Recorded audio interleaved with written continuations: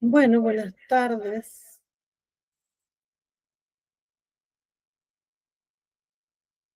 Vamos a, vamos a iniciar esta clase vamos a iniciar ya esta clase de inmunología. La inmunología es una área muy, muy importante en lo que es la hematología y la hemoterapia. Toda nuestra, toda nuestra, toda nuestra práctica se basa en conocimientos inmunohematológicos. Se basa en conocer y en saber situaciones y cosas que se presentan en la sangre que son todas a nivel inmunohematológico. Es decir, que mezclamos la inmunología con la hematología. Por eso es sumamente importante saber o conocer los fundamentos de la inmunología. Vamos a empezar por compartir pantalla para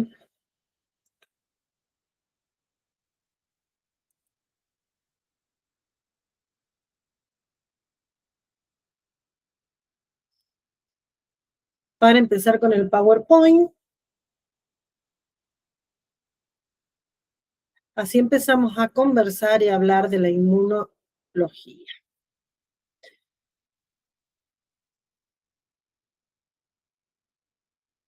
Muy bien.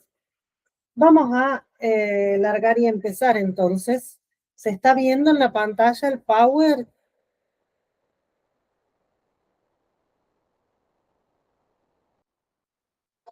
A ver.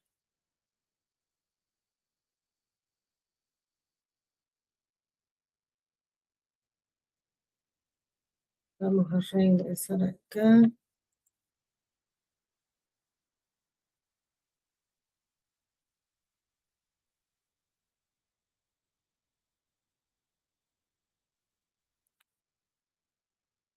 Vamos a reiniciar la ventana. Ahí estamos.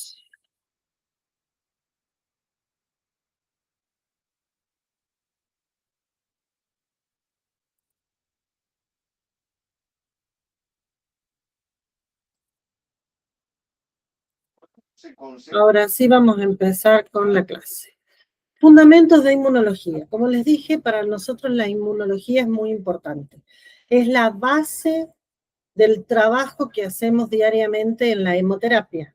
En cierta forma, cuando hacemos toda la parte de inmunohematología. Entonces, para poder entender toda esta parte de inmunohematología, debemos conocer, saber y estudiar cuáles son los fundamentos de la inmunología. ¿Qué es la inmunología? La inmunología es una ciencia dentro de la medicina, una ciencia que estudia todo el sistema inmune, sus órganos, sus células, sus moléculas, todo ese sistema cuya función principal es la defensa del organismo frente a determinados patógenos, ya sean infecciosos, tóxicos, celulares. Hay muchos patógenos que pueden afectarnos y es el sistema inmunológico complejo como es, porque van a ver que tienen órganos, tienen moléculas y tienen distintos sistemas, el que se va a encargar de defendernos. ¿Cuáles son las funciones del sistema inmunológico? El sistema inmunológico tiene básicamente 4 funciones: defender el organismo, mantener la homeostasis, hacer vigilancia y tener memoria. ¿Cómo lo podemos definir? La defensa. La defensa es la principal, la primera función que tiene el sistema inmune, la más estudiada, la más conocida. ¿Qué hace? Reconoce y elimina agentes extraños, ya sean bacterias, virus, hongos, parásitos. Los reconoce los elimina. Neutraliza toxinas o sustancias nocivas. Las neutralizas. Y a su vez evita que se diseminen las infecciones. A veces no logra eliminar del todo algunas bacterias, virus, hongos, necesita ayuda externa, para eso están los antibióticos, pero sí empieza a dar señales y a poner en funcionamiento una serie de mecanismos que hacen que ese germen no encuentre un ambiente favorable para seguir desarrollándose. Homeostasis, ¿se acuerdan que habíamos visto que la homeostasis era una función que tenía nuestro organismo, por la cual mantenía un equilibrio constante. Era dinámico, pero que era tratar de mantener un equilibrio constante. Bueno, el sistema inmune participa o ayuda o colabora con la homeostasis. ¿Cómo? Eliminando células envejecidas o células dañadas, participa del recambio y de la limpieza de tejidos, y contribuye entonces de esta manera a que el medio interno se mantenga en condiciones de equilibrio. Vigilancia. ¿Cuál es la función que tiene el organismo de vigilancia? El sistema inmune se encarga, además de enfrentar a los gérmenes o a todo lo que nos ataca, de vigilar, de reconocer cuando hay células o gérmenes o sustancias que son ajenas al organismo o anormales. Por ejemplo, células tumorales, células anormales, alguna toxina que pueda producir algún tipo de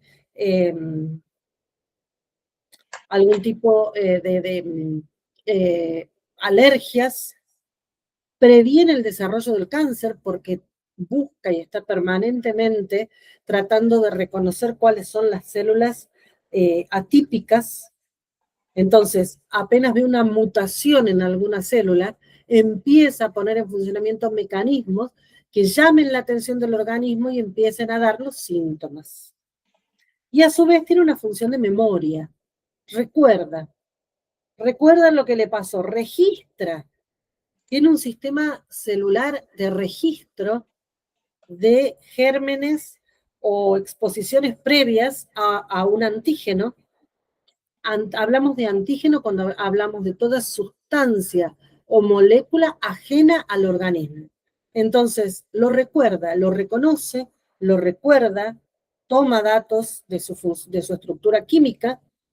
Entonces, eso le permite crear una memoria. Al tener una memoria, ya tiene estudiada la respuesta que tiene que tener para ese germen o ese antígeno y hace una respuesta inmunológica mucho más rápida y mucho más eficaz. Esta memoria inmunológica es la que dio base al funcionamiento de las vacunas. Ponemos en contacto algún antígeno, alguna molécula, algún virus inactivado con el organismo, entonces la célula lo reconoce y ya tiene preparado todo su ejército de defensa para específicamente esa función. Entonces, tenemos que el sistema inmune, para resumir, tiene de funciones esenciales: defensa, homeostasis, vigilancia y memoria. Muy importantes las funciones. ¿Cómo está formado? Bien, el sistema inmune está formado por diferentes sustancias. Tenemos órganos y tejidos, tenemos células y tenemos moléculas. Todas juntas hacen el sistema inmune. Es un sistema bien distribuido por el organismo, lo tenemos en distintos órganos y tejidos para estar en alerta y para estar preparado para recibir al enemigo, digamos. Dentro de los órganos y tejidos, tenemos órganos linfoides primarios y secundarios. Los órganos linfoides primarios son médula ósea y timo. Órganos linfoides primarios, médula ósea y timo.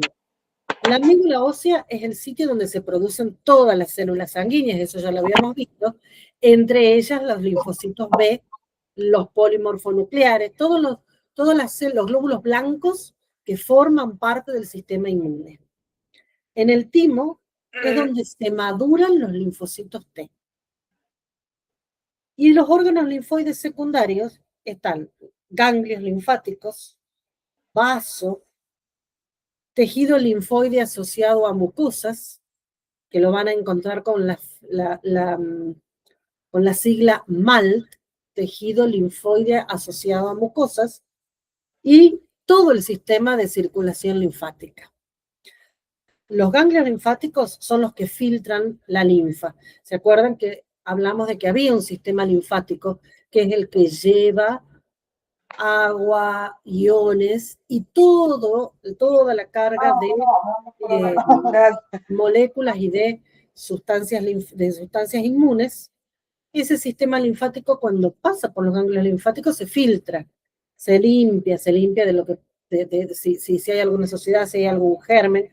Por eso, cuando nosotros estamos con alguna infección importante, los ganglios linfáticos de la zona que tenemos inflamada o infectada se inflaman, se activan. ¿Por qué? Porque están limpiando de más, porque ahí van a encontrar sustancias, van a encontrar inmunoglobulina, van a tener que madurar o que concentrar mayor cantidad de linfocitos, entonces se inflama. El vaso. El vaso es otro filtro, pero en este caso, en lugar de filtrar linfa, filtra la médula. Perdón, filtra la sangre. Recuerden que en la sangre tenemos los glóbulos blancos, los polimorfonucleares, los basófilos, los eosinófilos. Esas células participan de algunos mecanismos del sistema inmune. Cuando están activados, cuando están trabajando o cuando están envejecidos, el vaso es uno de los filtros que tiene para limpiar la sangre de estas células. Tejido linfoide asociado a mucosas. ¿Dónde tenemos ese llamado tejido linfoide asociado a mucosas? En las amígdalas, la garganta. En un sistema de agrupaciones de células que forman unas placas en el intestino que se llaman placas de Meyer. Y en el resto del organismo a través de células que se llaman tejido adenoide. ¿Qué hace este tejido linfoide asociado a mucosas? Tiene la capacidad de tener células inmunes. Generalmente tienen macrófagos o tienen mastocitos y son tejidos o uniones de células asociadas y que se encargan de defender, ser de primera defensa. Por eso tenemos las amígdalas, por eso tenemos en el intestino las placas de Meyer, que son las que se encargan de enfrentar por primera vez a sustancias extrañas o a gérmenes que ingresan por esos sitios. Y por último tenemos, ya hablamos de la circulación, que es la que acompaña y lleva la gran carga de anticuerpos y de elementos inmunes y que pasan por los ganglios linfáticos para limpiarse y para acumular linfocitos y madurarlos. Con respecto a las células que tenemos en el tejido inmunológico, tenemos células que participan de la inmunidad rápida o innata. Ya vamos a ver cuál es esa. Es una inmunidad de nacimiento rápida, inespecífica. Allí tenemos todas las células de la sangre, como los neutrófilos. Los neutrófilos, acuérdense que eran esos glóbulos blancos que los teníamos prácticamente en mayor cantidad dentro del sistema sanguíneo y que se encargan de atacar de entrada todo lo que entre raro al organismo. Tenemos los macrófagos. Los macrófagos eran esas células que están en los tejidos y pueden estar en la sangre, que son más grandes que los glóbulos blancos, y que yo los relacionaba con el Pac-Man. Son los que comen, fagocitan, comen todo lo que no sirve o lo que puede ser maligno para el organismo. Lo comen, lo fagocitan y lo llevan al vaso para limpiarse. Células dendríticas. Las células dendríticas son del tipo de células macrófagas, pero que tienen la capacidad de sacar dendritas. Las dendritas son como bracitos que salen de la célula, y esos bracitos ayudan a caminar, a andar por los diferentes tejidos, para llegar al lugar a donde está el foco inflamatorio o infeccioso. Los mastocitos, también los eosinófilos y los basófilos, participan en las reacciones alérgicas, es decir, en todas las moléculas. Neutrófilos participan de las infecciosas. Cuando aparecen bacterias, los neutrófilos son los primeros que llegan. Cuando hay alergias, como pueden ser macromoléculas o lo que pasa con el polvillo, lo que pasa cuando hay una alergia, los primeros que se activan y llegan y aumentan su concentración en la sangre son los eosinófilos, los basófilos, que se transforman en mastocitos en los tejidos. Y tenemos unas células especiales, que son las células natural killer, o células NK, son una especie diferenciada de linfocitos que tienen la capacidad de destruir, directamente destruyen las células infectadas y las células tumorales a través de un sistema de reconocimiento. Son células muy, muy específicas y se llaman natural killer porque lo que hacen es exactamente matar a la célula infectada. Dentro de la inmunidad secundaria o adquirida, tenemos los linfocitos B y los linfocitos T. Los linfocitos B producen anticuerpos. Son los linfocitos que una vez que conocen o ven o se dan cuenta cuál es el antígeno, producen unas sustancias que ya las vamos a ver bien, que son las inmunoglobulinas, son los anticuerpos. Empiezan a liberar esos anticuerpos para bloquear al antígeno. Y los linfocitos T son linfocitos mucho más específicos que tienen la capacidad de participar de las respuestas inflamatorias secundarias o inmunes secundarias. Se dividen principalmente en linfocitos colaboradores o CD4, citotóxicos o CD8 y reguladores.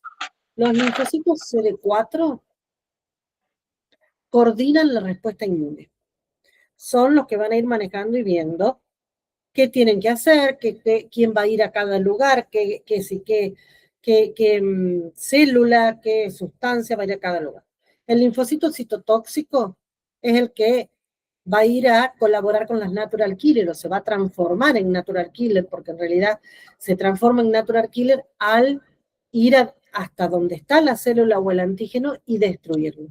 Y los linfocitos T reguladores son los que mantienen el equilibrio, para que una vez que un linfocito empieza a reconocer un antígeno, no se arme todo un desastre y terminemos haciendo autoinmunidad y destruyéndonos nosotros mismos. Las moléculas efectoras. Dijimos que el sistema inmune también tenía moléculas. Tienen distintas sustancias químicas que actúan a nivel del sistema inmune en colaboración con los órganos y con las células. Unas son los anticuerpos o inmunoglobulinas. Son las que neutralizan toxinas, virus y facilitan de esta manera la eliminación o la inactivación de los patógenos. Otras son las citoquinas y las quimioquinas o antígenos de histocompatibilidad.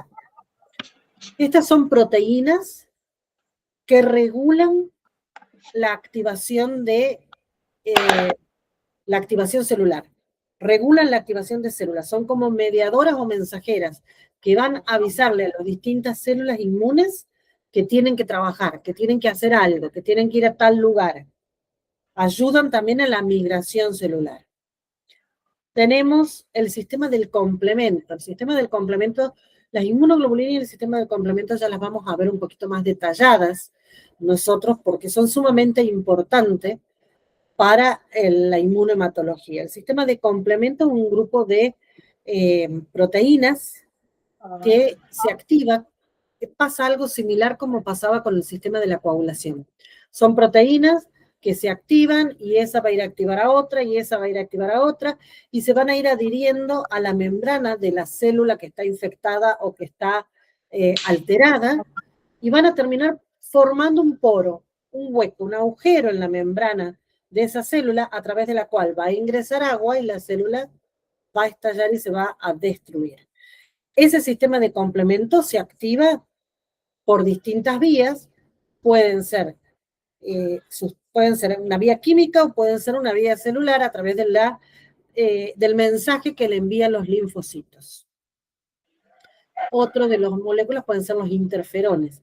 Los interferones son sustancias químicas que se producen en la médula y que cuando hay una infección viral producen una inactivación de las células infectadas. Recuérdense que los virus necesitan ingresar a una célula para reproducirse, no pueden trabajar solos como las bacterias. Entonces, lo que hace el interferón es evitar o limitar la replicación del virus a través de la inactivación de los sistemas celulares de gestión de la energía y del ADN, del ARN. Entonces, de ese modo, limitan la replicación del virus y el virus desaparece porque no se puede replicar.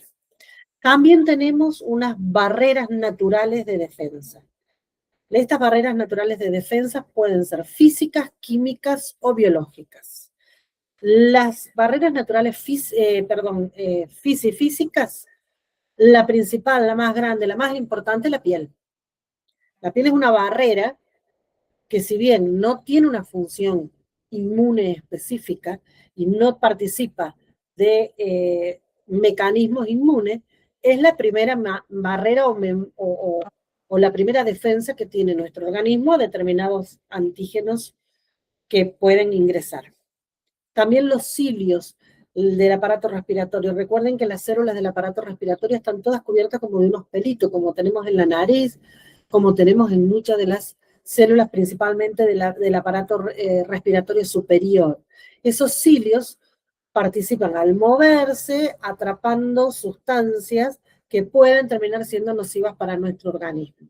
Son barreras físicas que si bien no participan y no tienen una acción directa sobre el sistema inmune, forman parte también de la defensa del organismo. Las barreras químicas son aquellas que modifican el medio para evitar que puedan desarrollarse algunos gérmenes o algunos antígenos. Por ejemplo, el pH ácido del estómago. El pH ácido del estómago hace que si nosotros ingerimos moléculas, en la mayoría de los casos se terminan destruyendo en ese medio tan ácido que es el estómago.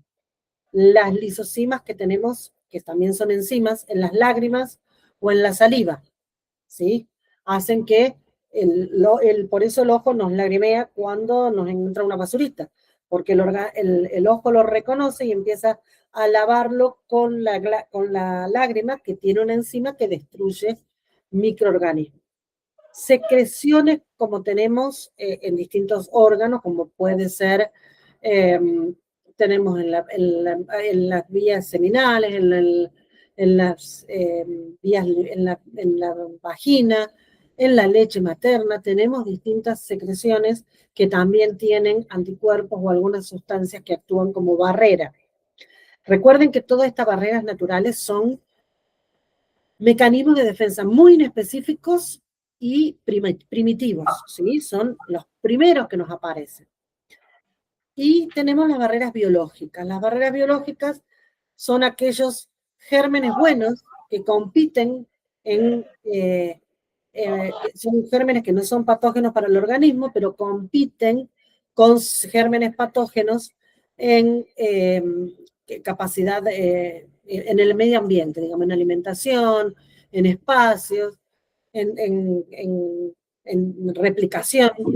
Son los que conocemos, por ejemplo, la microbiota intestinal. Recuerden que nosotros en el intestino tenemos una flora intestinal buena, que nos ayuda a mantener la célula estable en el intestino, y aquellos microorganismos que también tenemos, por ejemplo, en la vagina, que forman parte de la flora mucosa natural. Todos esos órganos, moléculas, células y barreras son los que forman parte del sistema inmunitario. En el sistema inmunológico tenemos distintos tipos de inmunidad o distintos mecanismos de inmunidad. Como les dije antes, tenemos una inmunidad innata y una inmunidad adquirida.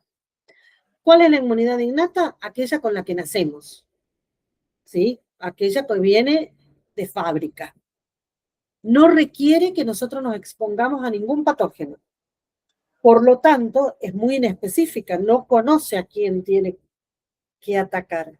Es muy inespecífica, es muy importante, pero inespecífica. Dentro de esta inmunidad innata tenemos las barreras, todas las barreras, porque nacen con nosotros y cumplen desde que nacemos su función, ya sea barrera física, química. La respuesta inflamatoria. ¿Cuál es la respuesta inflamatoria? La que yo les hablaba del polimorfonucleado que tenemos en sangre. El polimorfonucleado, donde ve alguna situación de posible daño o posible ataque de una sustancia o algo hacia el organismo, lo va a ir a atacar. Lo va a ir a atacar y va a producir una respuesta inflamatoria. Va a empezar a liberar sustancias, va a empezar a tener dendritas y a salir de la sangre para llegar a los tejidos. Entonces la zona es la que se va a empezar a poner roja, caliente, va a producir la respuesta inflamatoria, pero no sabe a qué. Es el primer ataque. Y el sistema del complemento, por su vía primaria de activación, también le pasa lo mismo. Cuando ve una célula que no es habitual o que no corresponde o que tiene algo que no está bien, la va a ir a atacar. Se va a empezar a activar, va a producir ese porito dentro de la célula y la va a eliminar o la va a destruir. Pero en forma inespecífica, ¿sí? Repito, es la inmunidad que tenemos al nacer, es la primera, la más rápida, la primera que llega a los sitios en donde los gérmenes o los antígenos están atacando, pero no es específica y no sabe a qué atacar, y a veces puede atacar células de los costados limpias. Ya la inmunidad adquirida es una inmunidad específica, es una inmunidad que requiere la presentación al patógeno. Es aquella que se produce de forma celular u humoral a través de los linfocitos, en el cual el linfocito B va a llegar hasta el antígeno, va a estudiar el antígeno a través de las inmunoglobulinas, va a reconocer el antígeno y a empezar a producir en forma clonal una determinada inmunoglobulina y le va a dejar ese recuerdo o esa información al linfocito T. Que cuando yo me ponga nuevamente en contacto con el mismo patógeno, el linfocito T ya va a tener toda la información necesaria para liberar la inmunoglobulina sin necesidad del proceso de reconocimiento y clonación. Es una inmunidad dirigida. Nos ponemos en contacto, creamos el anticuerpo y lo tenemos siempre dentro del recuerdo inmunológico de nuestros linfocitos. Esa ya es la inmunidad humoral. Vamos a pasar entonces ahora a la etapa más importante de la inmunidad humoral o de una de las funciones del sistema inmune, que es la inmunoglobulina. La inmunoglobulina es un anticuerpo, ¿sí? Es lo que nosotros habitualmente llamamos anticuerpos. Los anticuerpos son entonces las inmunoglobulinas. Las producen los linfocitos B. Las producen los linfocitos B, desempeñan un papel fundamental en la defensa del organismo, tanto frente a agentes infecciosos como frente a toxinas. Agentes infecciosos en general, hongos, bacterias, parásitos y virus. Y ante toxinas. También participan las inmunoglobulinas. La principal función es combatirlos, tanto a los antígenos infecciosos como a sustancias extrañas que puedan producir daño en el organismo y de esa manera protegerlos. Químicamente son glucoproteínas. Están formadas por una parte de hidrato de carbono y una parte proteica. Tienen una forma de Y, como ustedes la ven en el dibujito que tienen allí, una forma de Y, posee 2 cadenas de cada lado, en total hacen 4 cadenas. De esas 4 cadenas, 2 se las llama cadena H o pesadas y a 2 se las llama cadena L o livianas. Estas cadenas tienen la capacidad de reconocer al antígeno.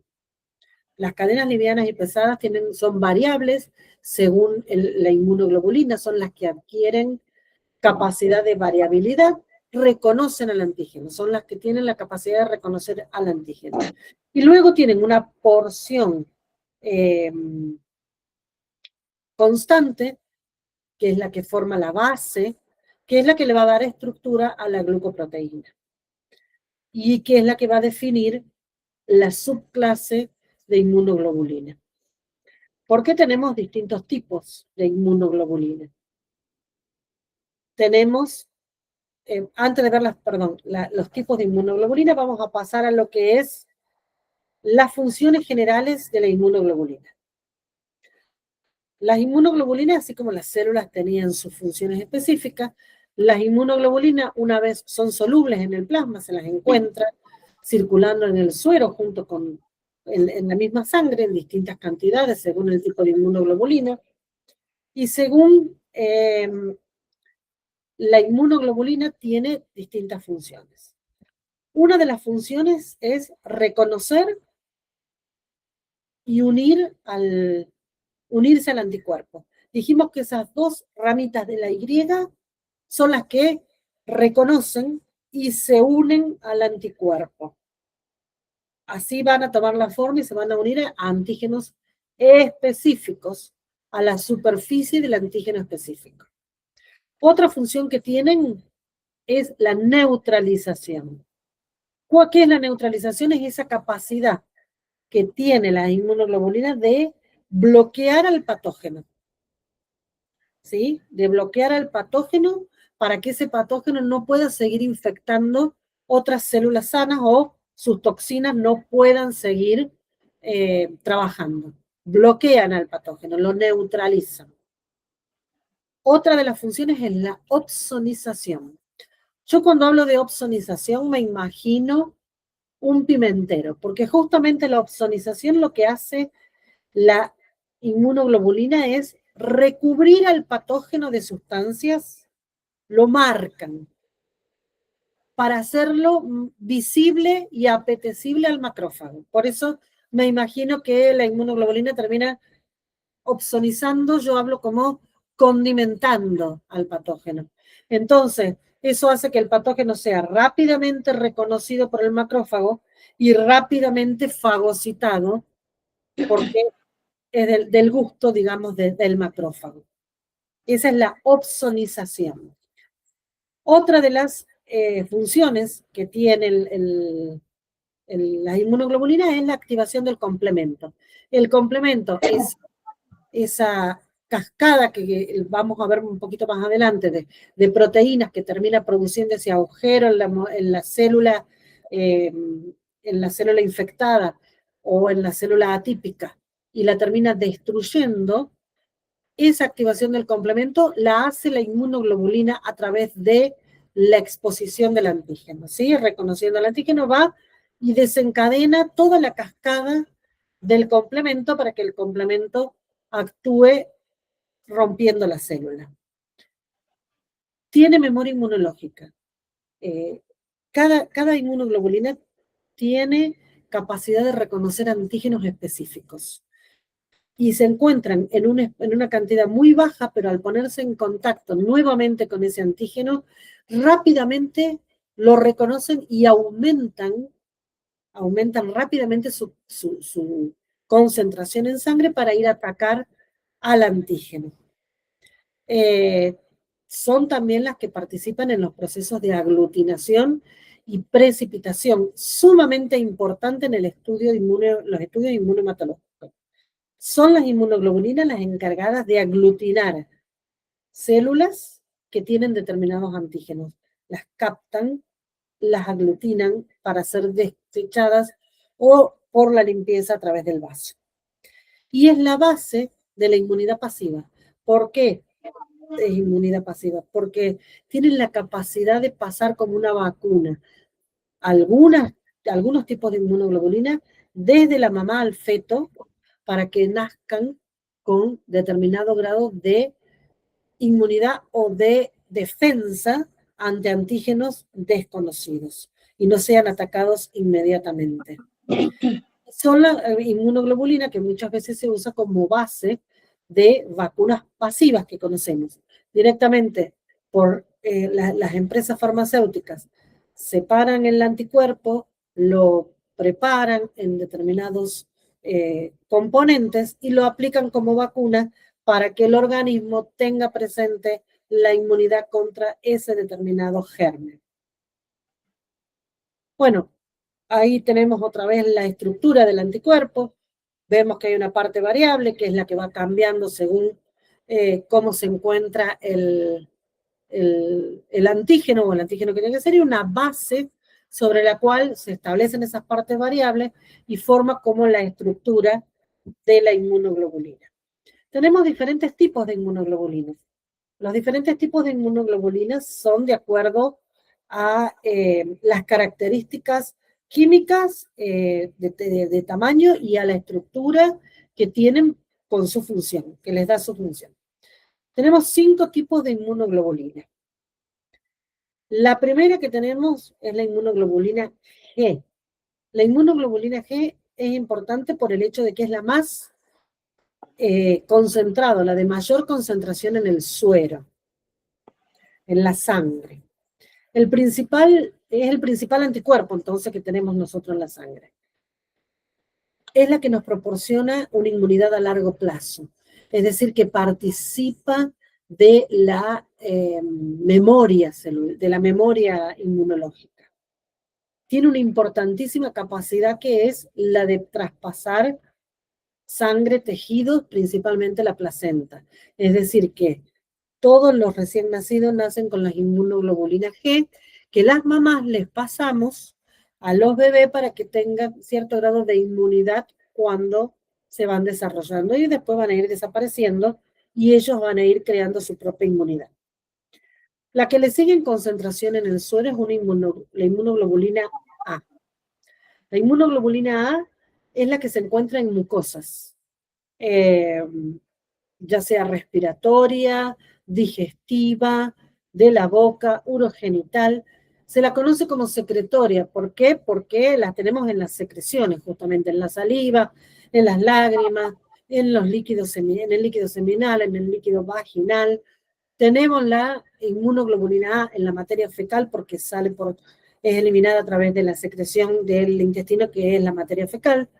Entonces, la inmunoglobulina A es una inmunoglobulina que está muy distribuida por las mucosas o por las secreciones de distintas partes del cuerpo. Protege o se activa en las distintas mucosas cuando aparece un germen.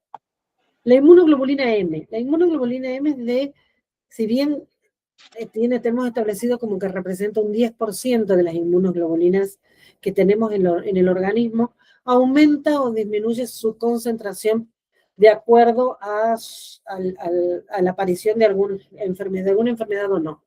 La inmunoglobulina M es la inmunoglobulina de primera mano, la primera que se produce o que ataca cuando hay una infección.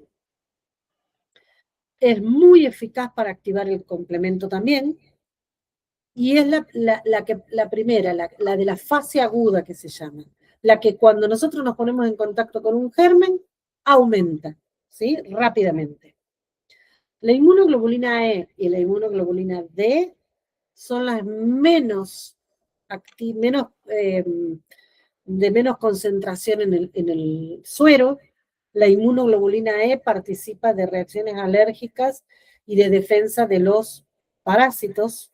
Viene muy unida a basófilos o mastocitos, que son los basófilos de los tejidos.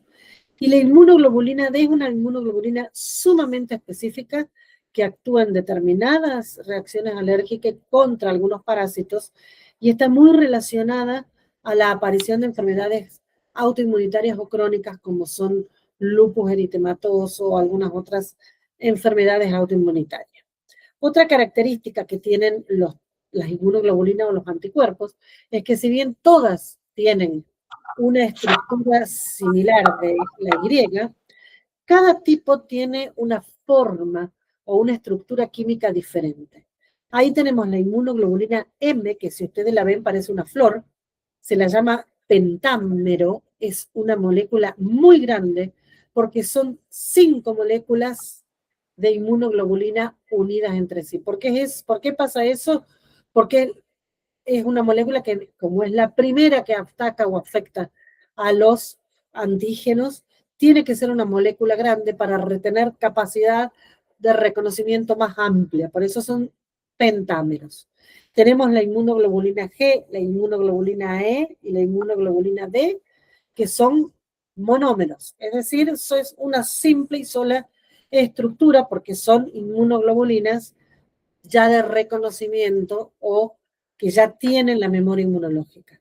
Y tenemos la inmunoglobulina A, que no podría ser una molécula tan grande porque está en secreciones, entonces la secreción se pondría muy espesa y sería muy difícil de manejarla. Entonces, como necesitan un aumento moderado del área de presentación de antígenos para encontrarse con los antígenos, son dímeros, es decir, son dos moléculas adheridas. Es decir, que además de tener una fracción y una función diferente, tienen forma diferente de acuerdo a las funciones que tienen.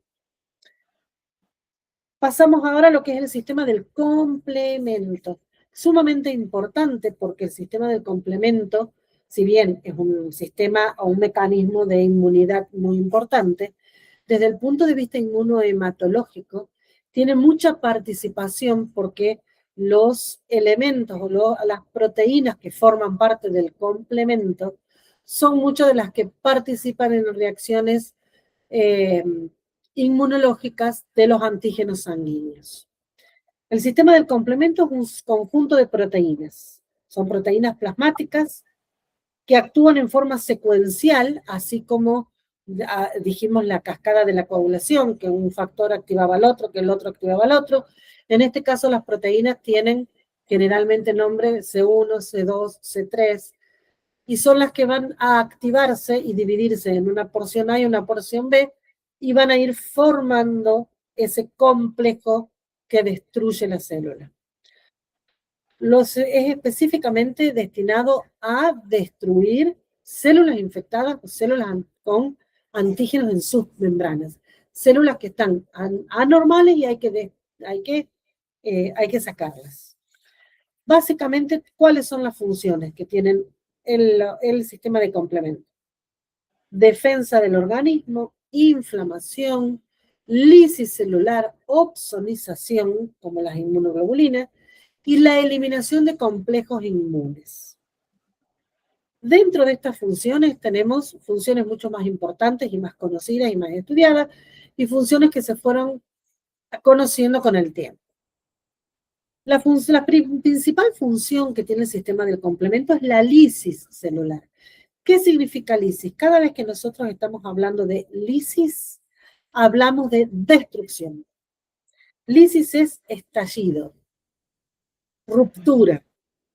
¿Cómo forman esa lisis? Es la función, como les dije, más conocida, y es esa capacidad que tiene de destruir células a través de la formación de ese complejo de ataque de membranas que termina formando se van uniendo distintas proteínas, enzimas, y van formando como un agujero, un hueco, por a través del cual ingresa el líquido y explota la célula. ese complejo de ataque de membrana, o MAC, es la función principal y más estudiada del complemento. Le sigue en función la opsonización. Y en este caso, la opsonización, como les dije, era el condimento a la célula infectada, el darle señales para que atraiga a otros elementos del sistema inmune y ataquen a la célula. La opsonización en este caso tiene nombre. Yo les dije que el sistema del complemento, las proteínas tienen el nombre el C1, C2, C3. Bueno, el C3, el fragmento principal que actúa como opsonizador de distintas células para marcar patógenos y favorecer la fagocitosis. Actúa también en respuestas inflamatorias. Inflama, produce inflamación. ¿Cómo lo hace? Esos fragmentos proteicos liberados, principalmente el C3A y el C5A, son como anafilactoides, producen que vayan llegando, que se formen esas células dendríticas y vayan llegando distintas células del sistema inmunitario al área donde están trabajando para producir inflamación. ¿Qué hace la inflamación? Crea un ambiente poco agradable para el desarrollo de estos gérmenes.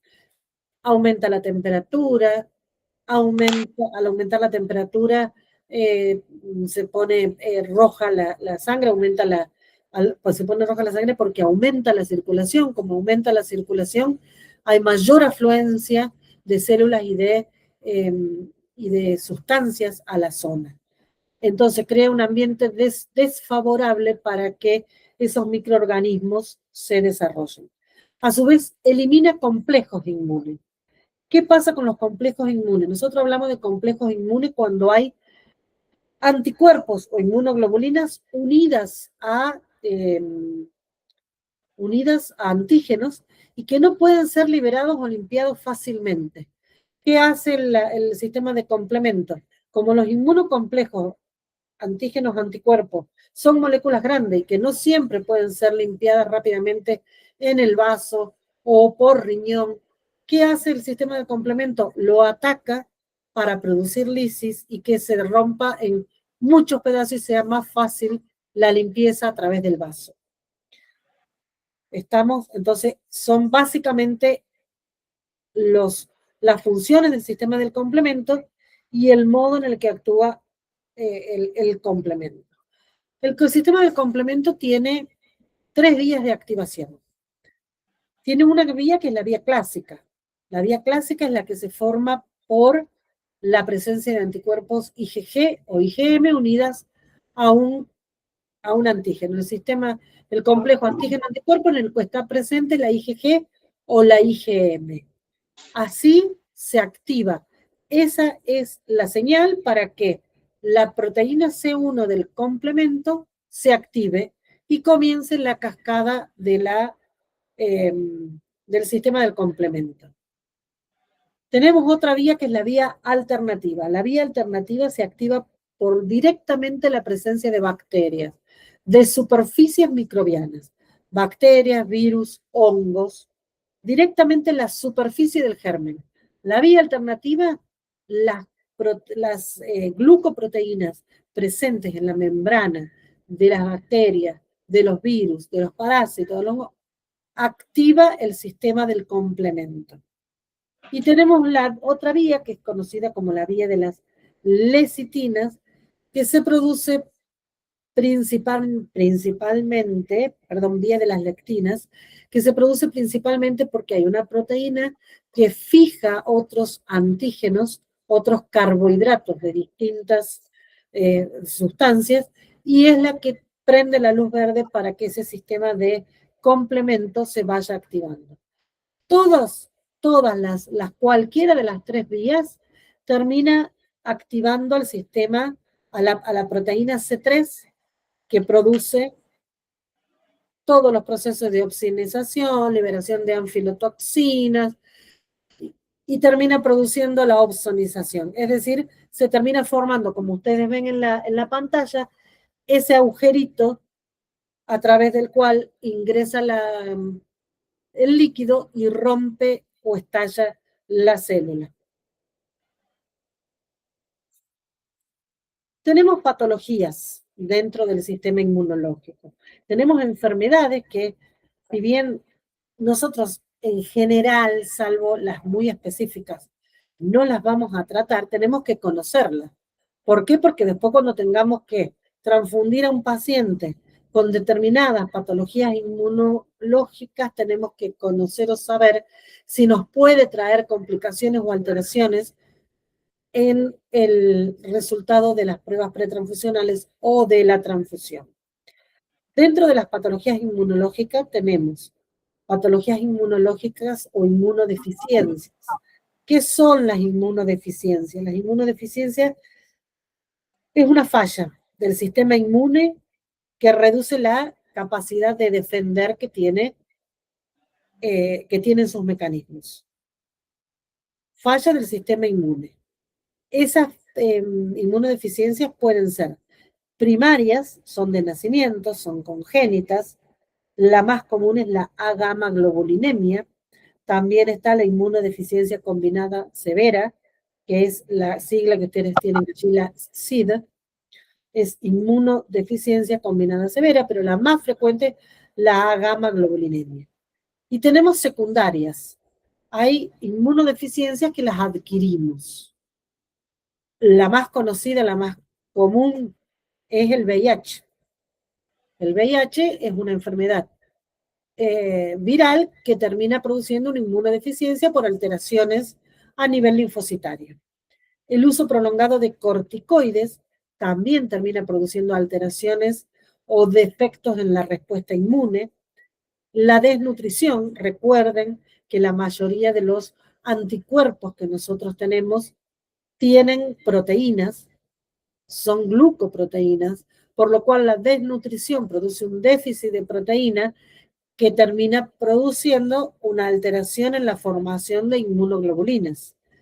El alcohol también, las enfermedades hepáticas secundarias al alcohol también producen una inmunodeficiencia secundaria o adquirida. Las enfermedades autoinmunitarias. ¿Qué son las enfermedades autoinmunitarias? Las enfermedades autoinmunitarias es una alteración en el reconocimiento de antígenos. Entonces, el sistema inmune empieza a atacar las propias células o los propios tejidos. En algunos casos los empieza a desconocer y a creer que son ajenos o que deben ser atacados. Tenemos enfermedades autoinmunitarias, órganos específicas, es decir, que afectan a un solo órgano. Por ejemplo, la tiroiditis de Hashimoto. La tiroiditis de Hashimoto es una enfermedad autoinmunitaria que solamente afecta a la tiroides o el tejido tiroideo. La psoriasis. La psoriasis es una enfermedad autoinmunitaria que solamente afecta a las células más superficiales de la epidermis de la piel. Y tenemos otras enfermedades autoinmunitarias que son sistémicas. Afectan a varios tejidos, órganos del organismo. El más común, el más conocido, es el lupus eritematoso. El lupus eritematoso sistémico es la enfermedad autoinmunitaria, digamos, más conocida, más estudiada y la que se usa siempre de ejemplo como autoinmunidad. La artritis reumatoidea, las fibromialgias, son todas enfermedades autoinmunitarias sistémicas.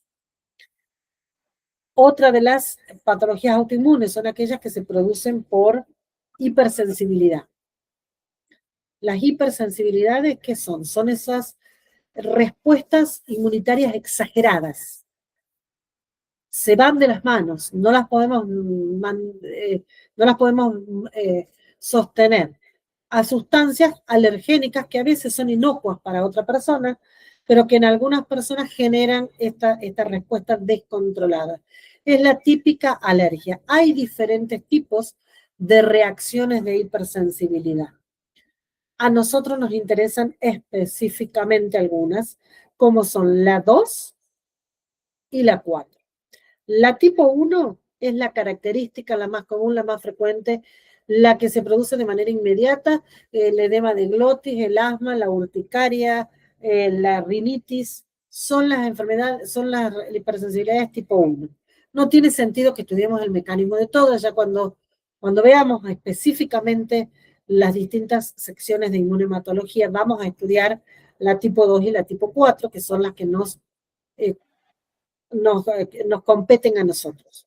La tipo 2 es citotóxica. Tiene alta participación de las IgG y las IgM.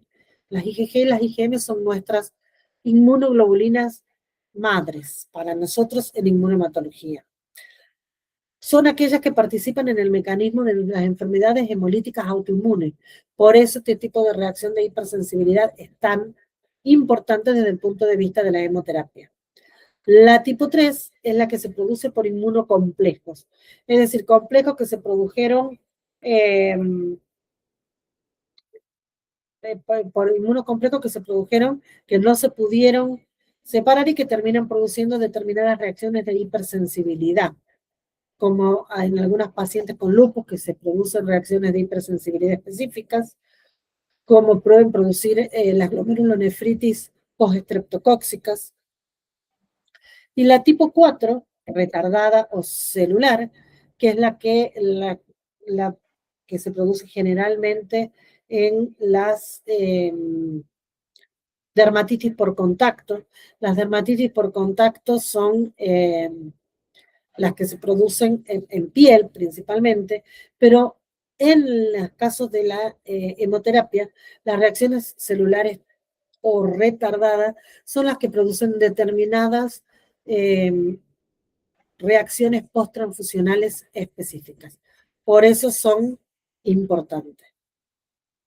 Dentro también de las enfermedades de inmunitarias tenemos las enfermedades por inmunocomplejos. Es cuando estos inmunocomplejos no fueron atacados, no los logran atacar, no los logran sacar del organismo y se terminan depositando en determinadas estructuras, produciendo una enfermedad, un síndrome inflamatorio. Las más comunes, la glomerulonefritis, o la más conocida y más estudiada, es la glomerulonefritis post-estreptocóxica, que termina produciendo una insuficiencia renal con una inflamación del riñón, producida por el depósito de inmunocomplejos, principalmente por las infecciones por estreptococos. También la artritis, la fiebre reumática. La fiebre reumática también es una enfermedad por inmunocomplejos, nada más que en lugar de, también estreptocóxica, y en lugar de decantar esos inmunocomplejos en el riñón, terminan decantando en las válvulas cardíacas. Y tenemos los cánceres, las patologías oncológicas o malignas dentro del sistema inmunitario. La más conocida son las leucemias linfáticas principalmente, los linfomas, que pueden ser Hodgkin o no Hodgkin, los Hodgkin con mejor evolución, los no Hodgkin con una evolución más complicada, y de los mielomas múltiples, que son unas enfermedades específicamente de producción alterada de inmunoglobulinas por células anormales, plasmocitos anormales. Entonces, tenemos 3 tipos de cánceres en el sistema inmune, que son las leucemias, los linfomas y el mieloma múltiple. Trabajamos mucho con este tipo de patologías en el área de hemoterapia porque son patologías que necesitan la reposición de hemocomponentes habitualmente. Vamos a hacer una base, algo como para reconocer por qué estudiamos nosotros la inmunología o por qué nos tiene que interesar y conocer qué son las inmunoglobulinas, el sistema del complemento, por qué vemos toda esta parte de la inmunohematología un poco más profunda que cuando vimos los sistemas del resto del organismo. La inmunohematología es aquella rama de la hemoterapia que estudia los antígenos que se presentan en la membrana del glóbulo rojo y los anticuerpos contra esos antígenos presentes en el plasma. Son sumamente importantes en el momento de hacer una compatibilidad sanguínea. La función de la inmunohematología es detectar la determinación del grupo sanguíneo, grupo y factor es parte de la inmunohematología. La detección de anticuerpos irregulares, es decir, de anticuerpos que puedan terminar atacando alguno de los diferentes sistemas antigénicos que tenemos en el glóbulo rojo, que son muchos. La compatibilidad pretransfusional. Las pruebas de compatibilidad pretransfusional tienen una base inmunológica. ¿Qué vamos a hacer nosotros?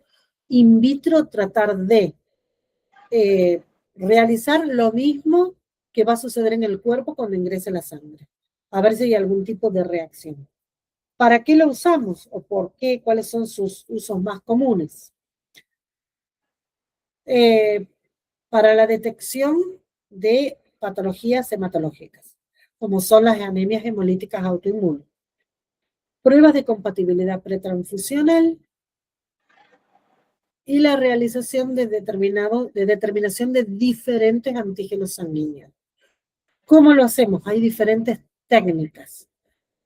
Hay técnicas de aglutinación, de cruzadas, y está la prueba de la antiglobulina directa e indirecta, que en este caso interviene notoriamente el sistema del complemento en el resultado de la prueba.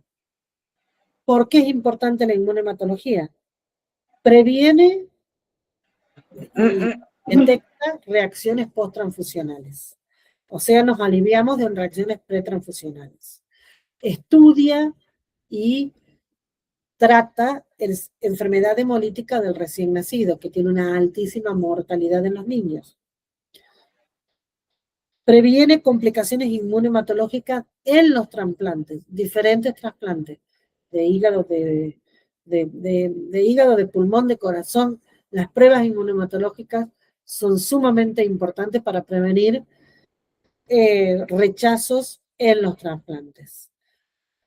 Así que por eso estudiamos tanto la inmunidad, porque nuestras pruebas, nuestro estudio previos a cualquier transfusión o cualquier técnica inmunohematológica que hacemos se basa en estos principios de la inmunología.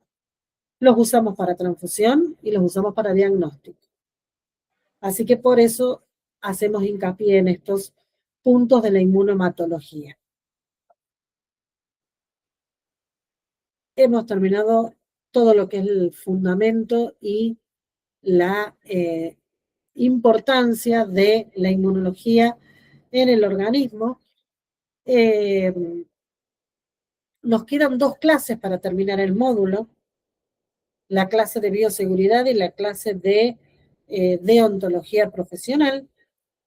Yo pedí permiso para que me habiliten una clase antes del próximo lunes para que pueda terminar las 2 clases y completemos este primer módulo para que cuando volvamos en febrero, después de las vacaciones, directamente ya empecemos con lo que es el área de donantes de sangre, que es el primer tema que vamos a tocar a la vuelta de las vacaciones. Así que ya les voy a estar comunicando por el grupo justamente cuándo vamos a tener la clase, compartiéndoles el link para que podamos tener la próxima clase de bioseguridad y el lunes próximo la clase de deontología profesional, que son las responsabilidades y los derechos que tenemos nosotros como profesionales de la salud actuantes en la hemoterapia. Chicos, ya saben que cualquier duda que tengan, está el grupo. Sáquense las dudas, pregunten. Ya voy a cargar la presentación. Ya vamos a estar acelerando todo este proceso porque cuando termine el módulo, yo lo último que voy a hacer antes de las vacaciones es dejarle una serie de preguntas para que ustedes hagan. Va a ser como un trabajo práctico, no va a tener la finalidad de bocharnos ni de ponerles ninguna nota que los complique, sino que nos va a servir a todos para ver cómo entendimos o hasta dónde entendimos este módulo, que es sumamente importante porque son las bases sobre las cuales nos estamos sentando para entender lo que viene, que ya es la hemoterapia en sí. Así que, chicos, bueno, nos vamos a estar viendo en estos próximos días con una clase de bioseguridad y otra de ontología profesional. Así terminamos el módulo. Nuevamente les digo, chicas, recuerden, dudas que tengan, está el grupo. No duden en preguntar. No tengan miedo en preguntar, que para eso está el grupo, para que nos podamos comunicar y sacar las dudas que ustedes tengan, porque la finalidad de todo esto es que ustedes entiendan, que ustedes aprendan de lo que estamos hablando. Muy bien, chicas, las estoy viendo. Chao, Caro, en la próxima clase, que ya les voy a estar pasando el link y en la fecha y la hora de cuándo será. Muy bien, nos estamos viendo, chicas. Hasta luego, que tengan una buena tarde y una buena semana, que hoy es lunes. Chao, hasta luego.